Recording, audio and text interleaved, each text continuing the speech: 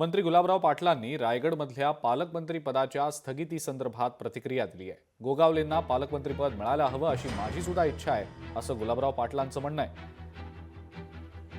उपमुख्यमंत्री एकनाथ शिंदेंची मुख्यमंत्री फडणवीसांसोबत रायगडच्या पालकमंत्रीपदाबाबत चर्चा झालेली होती. फडणवीस दाओसहून आल्यानंतर आता निर्णय होईल अशी माहिती गुलाबराव पाटलांनी दिलेली आहे. तर संजय राऊत आणि विजय वडेट्टीवार यांनीही केलेल्या टीकेचा मंत्री गुलाबराव पाटलांनी चांगलाच समाचार घेतलाय. आमचं रायगडच्या बाबतीमध्ये मागणी होतीच की आमचे 3 आमदार तिथे आहेत. तर आदरणीय देवेंद्रजींकडे एकनाथ शिंदे साहेबांनी मागणी केलेलीच होती की तिथे आम्हाला या ठिकाणी पालकमंत्रीपद मिळावं. आणि काल पण मी पण स्वतः बोललो होतो की हे आमचे जुने माणसं आहेत गोगावलेजी, त्यांना पालकमंत्रीपद मिळायला पाहिजे होतं. नाशिकमध्ये राष्ट्रवादीने ती मागणी केलेली आहे. त्यामुळे वरचा निर्णय घेण्याकरता देवेंद्रजी दाओसला असल्यामुळे निश्चितपणाने त्यांनी हा स्टे दिला असेल.